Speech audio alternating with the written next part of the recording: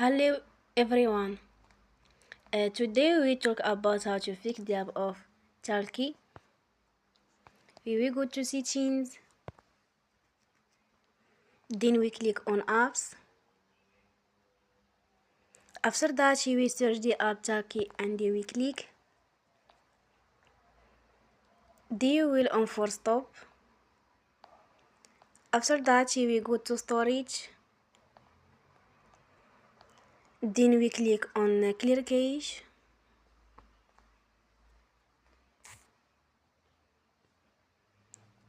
In the end, turn off your phone and you will recharge your phone again.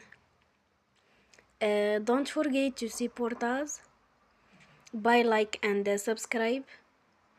See you next time and thank you for watching.